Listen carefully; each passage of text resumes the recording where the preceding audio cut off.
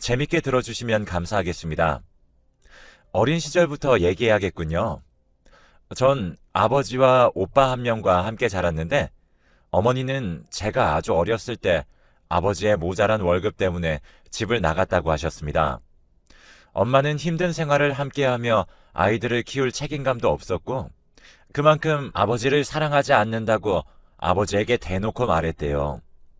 솔직히 유년 시절을 떠올려 보면 어머니의 모습은 생각이 나지 않아요. 그저 얼핏 보이는 실루엣이 전부였죠. 그래서 어린 시절에는 오히려 덜 그리웠는지도 모르겠네요. 떠올릴 만한 모습이 없으니까요. 어쩌면 아버지가 어머니를 너무 싫어해서 저도 모르게 세뇌가 된 걸 수도 있지만 중학교 3학년이 돼서 고민이나 도움을 청할 엄마가 없다는 게 꽤 서럽더군요. 그리고 집안에 항상 남자만 있어 여자 형제가 있거나 엄마와 깊은 유대감을 만드는 친구들이 부러웠어요. 아마 방황은 고등학교 진학할 때부터인 것 같아요. 중학교 때까지만 해도 엄마에 대한 그리움이 적었는데 갑자기 폭발했으니 말이에요. 아버지와 오빠가 잘 안 챙겨준 것도 아니었습니다. 혼자 여자라는 이유로 더 사랑받았고 아버지는 저희 남매를 엄마 없는 자식이라는 소리를 안 듣게 하기 위해 없는 형편에도 이것저것 해주시려고 노력했거든요. 저의 학창시절의 기억은 방황과 반항을 했던 기억뿐이에요. 고1로 올라가는 방학 때부터였을 거예요.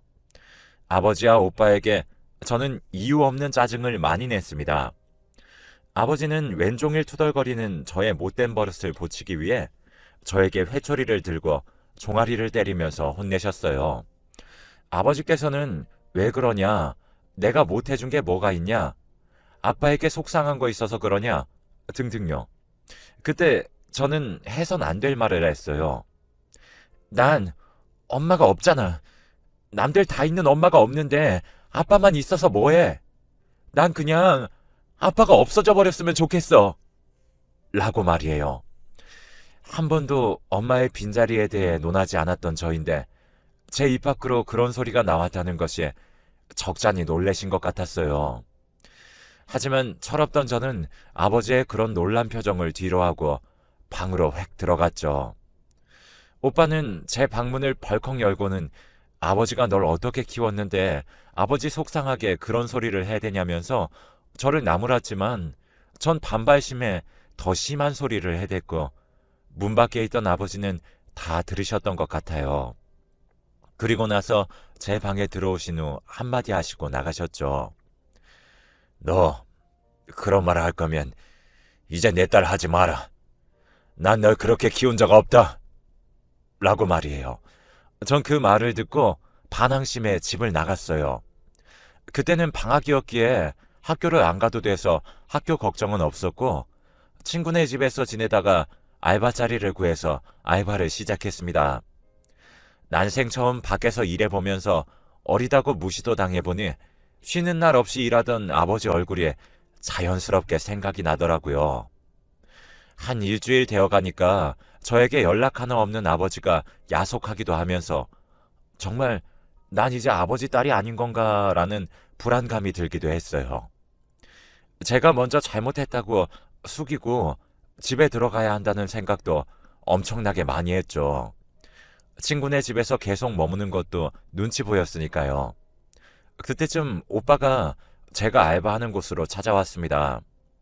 전 시내 쪽 칼국수 집에서 서빙과 설거지 일을 하고 있었는데 어떤 남자가 들어오더군요. 어디서 많이 본 듯한 윤곽이길래 자세히 보니 오빠였어요.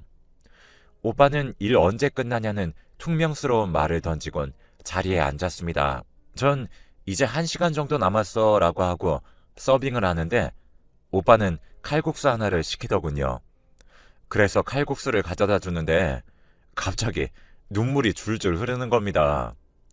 오빠가 그리워서일지도 모르겠지만 제 잘못들이 부끄러워서가 제일 클 거예요. 오빠는 저의 손을 잡고선 이제 집에 가자 라고 했어요. 저는 말없이 고개를 끄덕였고 알바가 끝난 후 오빠에게 미안하다고 했죠. 오빠는 나에게 미안하다고 할 것이 아니라 아버지에게 죄송하다고 빌라 했어요. 아버지가 얼마나 너를 사랑하는지 다 알면서 그렇게 어린애 마냥 투정 부리는 거 아니라고 말이에요. 제가 집을 나가고 아버지는 매일 술을 드셨대요. 그리고 제 친구가 저 몰래 오빠에게 연락했다고 하네요. 제가 정말 비행 청소년이 되거나 엇나갈까봐 걱정이 됐나 봐요. 그래서 오빠는 저 몰래 제가 일하는 가게에 매일 와서 저를 보고 갔고, 제가 고생 좀 해봐야 철이 들 거라는 생각에 연락을 안 한 거라고 했습니다. 전 집에 가자마자 무릎을 꿇고 아버지에게 죄송하다고 했어요. 아버지는 말없이 저를 끌어안으면서 저는 아버지에게 약속을 했습니다. 이제 다시는 아버지 상처 주는 말 안 하겠다고 말이에요. 그리고 스스로와의 약속도 했는데요. 바로 아버지 앞에서 어머니의 부재에 대한 속상함을 말하지 않는 거였어요. 말한다고 달라지는 것도 없고 그 빈자리가 채워지는 것도 아니니 서로 상처만 남는 말은 하지 않기로 다짐했습니다. 그렇게 전 사춘기라 하면 사춘기인 시절이 지나갔고 공부도 열심히 했습니다. 좋은 성적으로 남들이 부러워할 만한 직장에 취직도 했고요. 그리고 직장에서 지금의 남편도 만났습니다. 남편은 그냥 평범한 사람이었는데 성실하고 자기 일 열심히 하고 부모 형제와 화목하게 지내고, 사실 그런 평범함을 유지하며 사는 게 제일 힘든 것임을 잘 알기에 더 끌렸는지도 몰라요. 그 사람과 같이 있으면 저 또한 그런 평범함에 물들어 편해질 것 같았거든요. 남편은 항상 중간을 잘 유지하는 사람이었는데 화를 잘 내지도 않고 그렇다고 너무 기뻐서 날뛰지도 않는 그런 중도가 있는 모습이 너무 좋았습니다. 화목하고 평범한 가정을 제 자녀들에게 물려줄 수 있을 것 같았어요. 저는 남편의 프로포즈를 승낙했고 1년 동안의 연애 끝에 결혼을 했습니다. 아버지는 남편을 너무 마음에 들어 했어요. 왜냐하면 남편의 시부모님이 되게 좋은 분들이었거든요. 엄마 없는 저의 환경을 흠이라 생각하시지 않으셨고요. 정말 아무렇지 않아 하시면서 한부모 가정이라는 걸 불쌍하게 생각하지도 어렵게 생각하지도 않고 그저 저 자체를 받아주셨어요. 그 모습이 아버지에게 인상적이셨나 봐요. 저도 그런 모습이 좋았습니다. 대부분 한부모 가정을 동정하고 불쌍하게 여기기 마련이니까요. 그리고 가장 좋은 점은 시어머니가 저를 살뜰히 잘 챙겨주셔서 마치 저에게 어머니가 생긴 느낌이었다는 거예요. 다들 고부 갈등이라며 TV나 주변에서 많이들 싸운다는데 전 어머니와 있으면 제 마음이 편안했어요. 남들이 의례적으로 말하는 너를 내 딸로 생각하며 잘해주마 라는 말을 정말 실현해 주셨거든요. 저는 정말 행복했습니다. 결혼 후 아이를 낳고 아이와 남편의 손을 붙잡고 시댁에 가서 함께 지낼 때면 엄마가 없었던 저의 어린 시절이 보상받는 느낌이었습니다.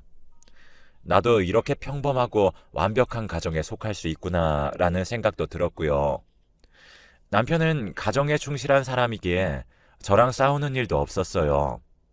하지만 저의 이런 행복한 생활은 결혼 5년 차에 끝나버리고 맙니다. 저의 친엄마가 등장하면서요. 제가 아이를 어린이집에서 데려오려고 어린이집 입구에서 기다리고 있는 상황이었는데 어떤 아주머니가 저를 저 멀리서 힐끗거리는 느낌이 들었고 저는 이상한 사람인가 싶은 마음에 얼른 아이를 데리고 가야겠다고 마음을 먹었어요. 그렇게 아이가 나오고 나서 아이 손을 잡고 가는데 그 아주머니가 제 이름을 부르는 것입니다. 너 혹시 김민지 맞니? 하고요. 저는 누구신데 제 이름을 아세요? 아까부터 계속 쳐다보시는 것 같던데 라고 했습니다. 아주머니는 눈물을 훔치시며 잠깐 커피 한 잔 가능하냐고 물어보더라고요. 분위기상 혹시 친엄마가 아닐까라는 생각이 들었고 저는 아이를 시어머니께 맡기고 오겠다고 했죠. 어린이집과 시댁 그리고 저희 집이 모두 가까운 곳에 붙어 있었거든요.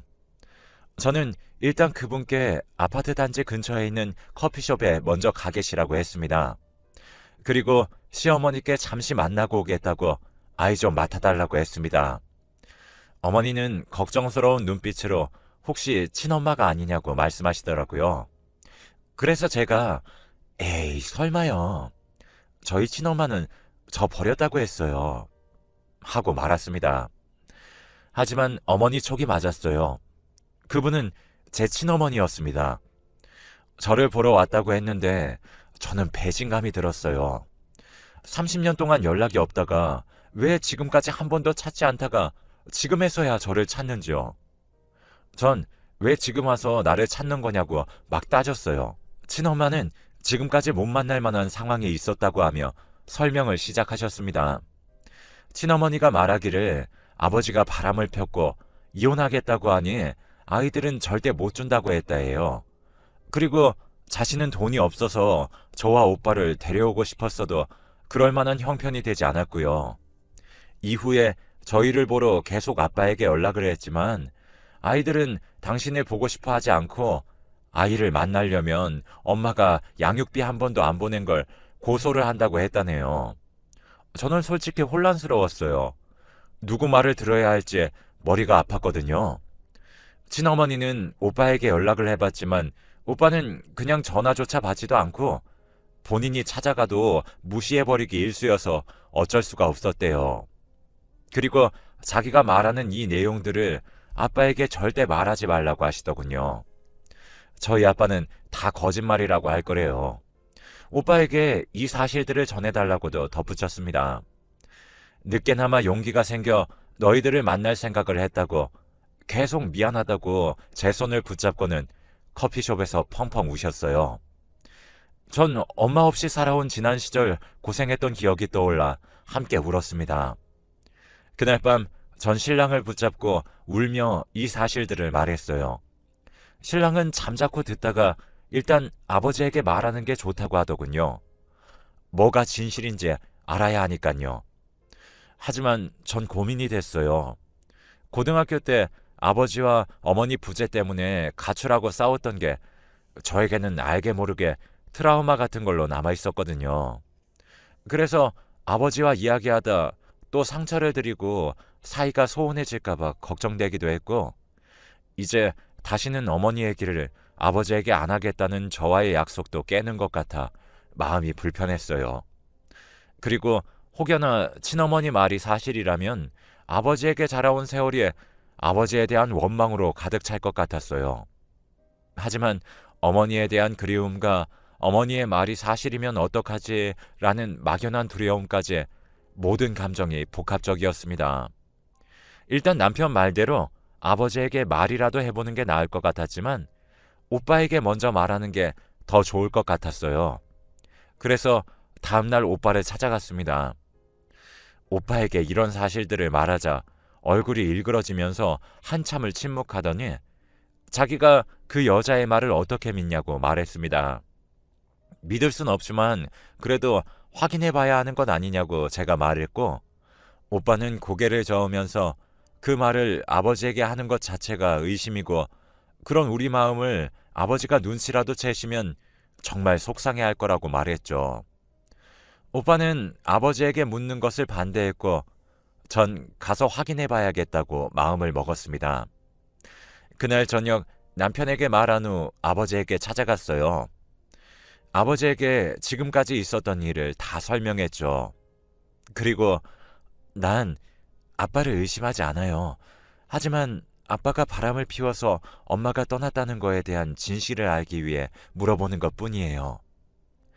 아버지는 절대 그런 것이 아니라고 하시며 그 여자가 이상한 말을 하는 것이라고 하셨습니다. 그러고선 아버지는 뜸을 들이시면서 너가 나를 정말 의심하지 않았다면 이런 질문 하지 않았겠지 라고 하시더군요. 솔직히 본질적으로 보면 맞는 말이에요.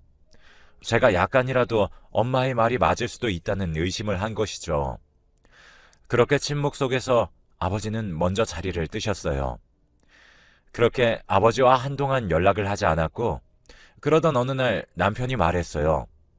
본인이 제 친어머니를 만났다고 말이에요.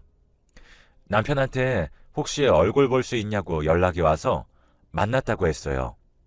그래서 제가 무슨 얘기했냐고 하자 제가 연락을 안 받아서 자기에게 연락한 것이고 본인이 지금 췌장암 2기라 수술을 해야 하는데 가족도 없고 병원비를 빌릴 사람도 없어서 염치불구하고 남편에게 연락했다고 했습니다. 그 말을 듣고 저는 참 속상했어요. 그래도 제 엄마라는 생각에 마음에 맴돌았거든요. 남편은 그래도 친어머니니까 돈을 드리자고 했어요. 저도 그게 마음이 편할 것 같았고요. 그래서 어머니를 만나기로 결심했죠. 카페에서 만나 이런저런 얘기를 하고 함께 밥을 먹고 잠깐이지만 나는 정말 엄마가 있구나라는 생각을 했었어요. 일단은 2천만 원만 달라고 하셔서 돈은 다음 주까지 남편과 마련해서 보내드리겠다고 했습니다. 그렇게 시간을 보낸 후 집으로 가는데 어머니께 제 중고등학교 때 사진을 드린다는 걸 깜빡해서 다시 드리러 어머니 집으로 향했어요. 집 가는 길목에 어머니가 전화를 하고 계시더라고요. 그래서 부르려던 찰나에 어머니의 전화 목소리가 들렸습니다. 예상대로 돈 받았어. 진짜 내 말 믿더라니까. 잘하면 돈 더 받을 수 있을 것 같아. 췌장암 걸렸다고 아프다고 하니까 울던데? 진짜 바보 같지? 라는 말이었어요. 전화를 들어보니 저에게 돈을 받기 위해 누군가와 계획을 했고 일부러 접근했다는 내용이었어요. 전 화나서 당장 어머니의 팔을 붙잡았고 어머니는 당황했죠. 제가 들었을 거라곤 상상도 못했던 것입니다. 하지만 더 대박인 것은 오히려 뻔뻔하게 나왔다는 거예요. 돈을 안 주면 남편 회사랑 제 아들 어린이집까지 다 아니까 깽판을 치겠다고 협박을 하는 겁니다. 전 기가 막혀서 그딴 식으로 협박하면 경찰에 신고할 거라고 하고 나왔습니다. 저는 어머니라고 신나서 아버지에게 또다시 대못을 박은 제 자신이 너무 미웠어요. 그래서 아버지에게 찾아가서 죄송하다고 말씀을 드렸습니다. 아버지는 저를 이해한다고 좋게 말씀해 주셨어요. 정말 죄송했죠. 한 일주일 정도 지나고 남편에게 전화가 왔습니다. 어머니에게 전화가 왔는데 돈 준비 안 하면 부모도 몰라보고 모르는 척하는 딸과 사이라며 회사에 깽판을 치고 시댁에 가서 다 말할 거라고 말이죠. 남편은 저희 엄마를 만나러 가겠다고 했어요. 전 가지 말라고, 인간도 아닌 사람 상대하지 말라고 말렸지만 남편은 잘 말하면 될 것이라고 저를 안심시키고 엄마를 만나러 갔습니다. 그런데 2시간 뒤에 병원에서 연락이 왔습니다. 남편이 교통사고가 나서 긴급 수술을 해야 한다고 말이죠. 저희 엄마를 만나러 간 사람이 왜 병실에 누워있고 어쩌다 교통사고가 난 건지 알기 위해 엄마에게 전화를 했습니다. 엄마는 연신 미안하다고 하더라고요. 어찌된 영문인지 물어보니 길거리에서 엄마는 돈을 안 주면 차도로 뛰어들 거라고 그랬고 그걸 남편이 막다가 사고가 난 것이더라고요. 전 그때 엄마를 죽이고 싶었습니다. 지금까지 잘 살다가 왜 갑자기 나타나 저러는지도 이해가 안 갔고 그깟 돈 때문에 제가 사랑하는 사람인 남편이 다친 것도 너무나 화가 났습니다. 병원에 가니 시어머니는 미리 와 계셨고 엄마에게는 이제 내 눈앞에 나타나지 말라고 했습니다. 엄마도 미안했는지 알겠다고 하고 그 이후로부터는 연락이 없으시네요.